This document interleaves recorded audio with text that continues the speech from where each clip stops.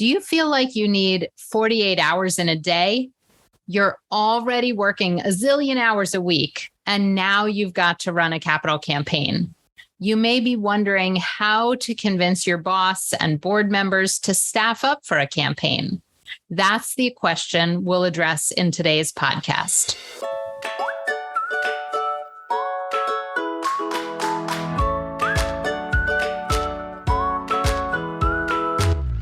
Welcome to All About Capital Campaigns, a podcast that provides fuel for your nonprofit's growth. Each week, hosts Andrea Kihlstedt and Amy Eisenstein, co-founders of the Capital Campaign Toolkit, provide practical tips about raising more money for your nonprofit organization. The Capital Campaign Toolkit is a support system for nonprofit leaders who are running capital campaigns. At capitalcampaigntoolkit.com, you can download a step-by-step guide for your capital campaign and get many other free resources. This podcast is usually recorded on a live webinar every Monday at 2 p.m. Eastern Time. You can join the live sessions and get your questions answered by signing up today at toolkittalks.com. But this special summer edition is a conversation that Amy and Andrea thought you'd especially enjoy while the webinars are on the break. Enjoy this special summer edition of this podcast.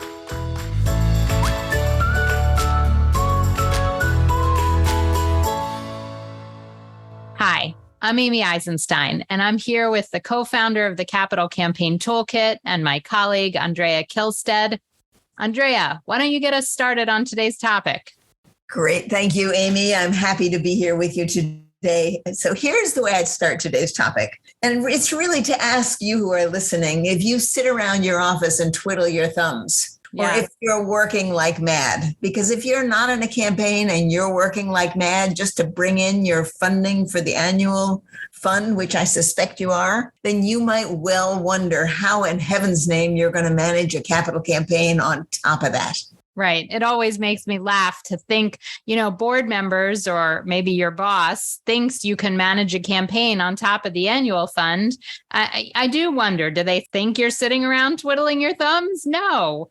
If you're going to raise 5 or 10 times what you normally raise for your annual fund, it's obviously going to take additional staff and resources. So let's think more about that. Okay, now there are a couple of things that I think are really important to know. First of all, a capital campaign is a wonderful time to actually to ramp up, to hire people. Why? First of all, because in your campaign, you're going to be raising a whole lot more money than the organization is used to raising. Your staff, your board, and executive director are likely to think kindly on hiring additional staff.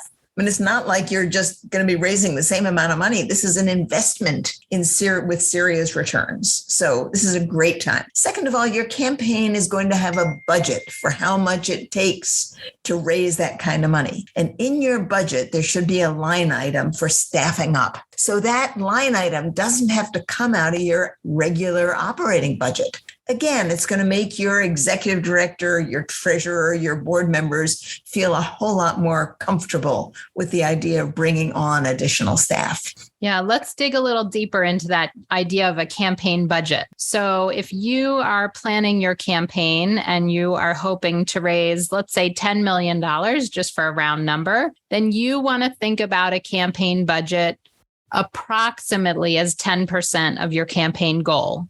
Often it's less, but let's be conservative and say 10%. So you're going to have a campaign budget over 2 or 3 years, the life of your campaign, of $1 million. And that is to help you raise the money. So ultimately, your goal may have to be $11 million. $10 million is what you want to raise for your project and your programs and your services. But you need to raise an additional $1 million, 10%. In order to pay for some campaign expenses. And that's what we're talking about in terms of a campaign budget. And that's where your initial outlays for new staff, additional staff, will come from. So let's talk about what types of staff organizations should think about bringing on to help with the campaign. Wait a minute, Amy. Before we do that, I just want to be really clear that we're not saying that $1 million is all going to go to staff, right? You're going to have a whole bunch of campaign expenses. Staffing is one of the campaign expenses. So I don't want to mislead. Great. Yes. That, right? Yes. It's going to pay for donor recognition. It's going to pay for consulting. It's going to pay for donor events and activities. Exactly. Events. It's going to pay for all kinds of stuff. But there will be a line for staffing up to make your campaign happen. So, great. Thank you. Now, how do you think about staffing up? So when you learn about campaigns, what you'll find out, and perhaps you already know, is that your campaign starts out quite narrow. In the whole first several phases of the campaign, you are focusing entirely on those top 20 or 30 gifts that are going to cover the top 50 or 60% of your campaign goal. Now, it is really, really helpful to have people on board for that part of the campaign. But what you really want them to help with is to take the non-significant work off the desk of your executive director, of your key development people, so that they can focus on raising those largest gifts. Now, as your campaign goes on and broadens, as you're reaching out to more and more people, it's going to take more and more administrative work and support to make your campaign happen. But in the beginning, what you're trying to do is to make sure your executive director, head development officer, other key development people have the ability and the time to focus on what's most important. And that's those top gifts from those relatively few donors. Yeah. So you might be thinking about hiring an administrative person. You might be thinking about hiring a campaign manager. There might be other hires, but initially it's really to help support the executive director to get out there and meet with those top donors. That's what you need to think about hiring for. Now, as the campaign moves forward, you're going to find that it will take more and more effort, more and more energy to actually staff all of the committees for the campaign, to work on all of the publicity and public relations that needs to happen, to pull together community groups. I mean, there will be a lot of broad-based work to deal with all of the social media that will be associated with your campaign. So at some point, you really will want to hire what you might think of as a campaign manager. But many organizations don't hire a campaign manager right in the beginning. They'll do that as the quiet phase or the lead gift phase of the campaign gradually moves ahead. That's when they're going to start working on finding just the right person for that spot, so that by the time they kick off the public phase of the campaign, they actually have someone who can manage that whole public phase. Right. There's more communication, there's more donor events, there's more activity, there's more fundraising efforts, broad-based fundraising efforts that have to take place. So that's a great role for a campaign manager. And that stuff can eat you alive. I mean, it's incredibly time consuming. Take someone with great organizational skills, someone who can manage details well, someone who communicates well. That's an incredibly important position. So you should be thinking about it, but you shouldn't worry about being fully staffed up right in the beginning of the campaign, because that's in the very start.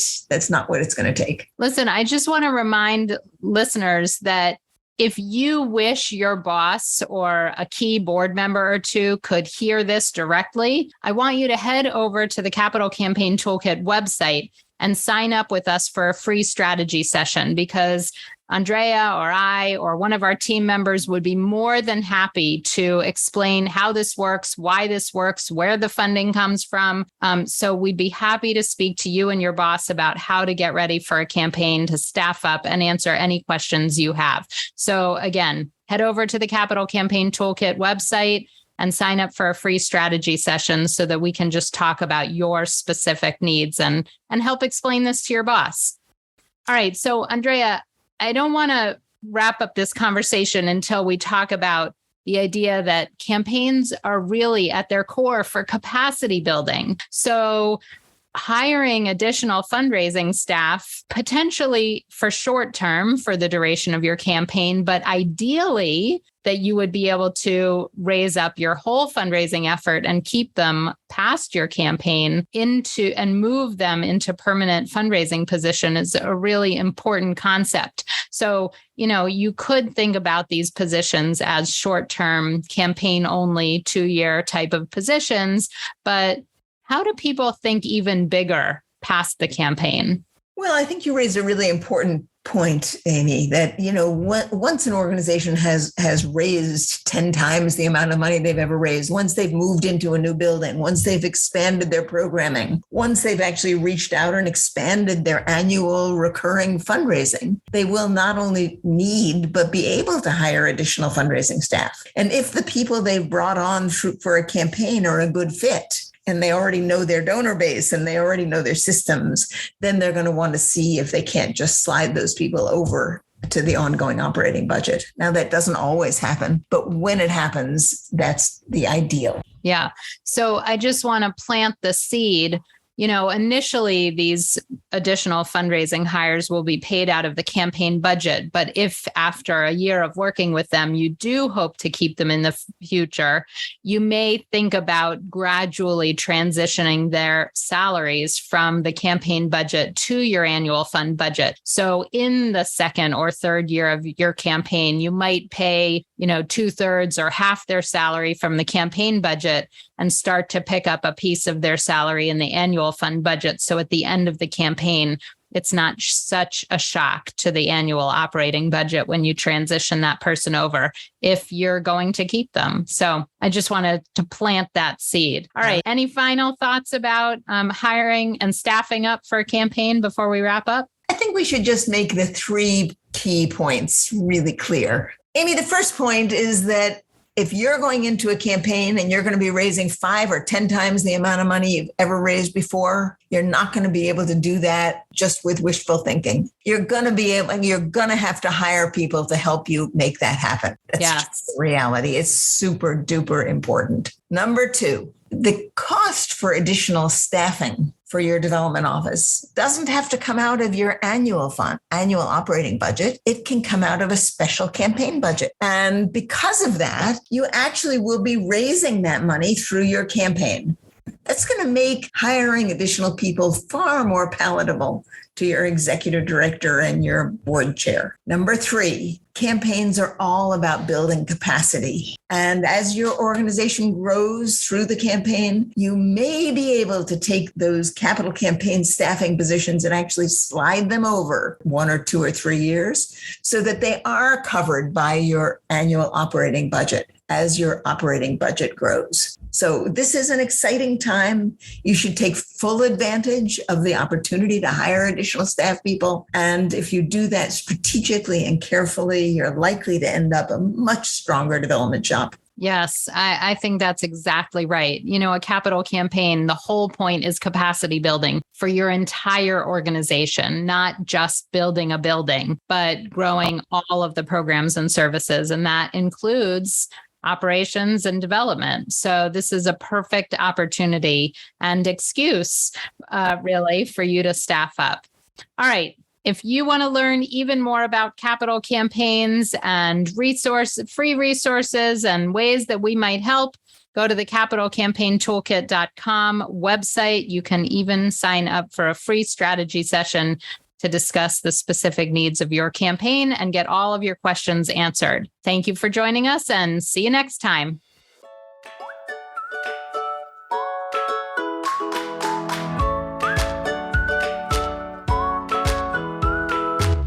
Thanks for joining Amy and Andrea for today's All About Capital Campaigns. To learn more about them and their work together, go to capitalcampaigntoolkit.com. This podcast is recorded on a live webinar every Monday at 2 p.m. Eastern Time. You can join the live sessions and get your questions answered by signing up today at toolkittalks.com. And please like, rate, and review us on your favorite podcasting platform.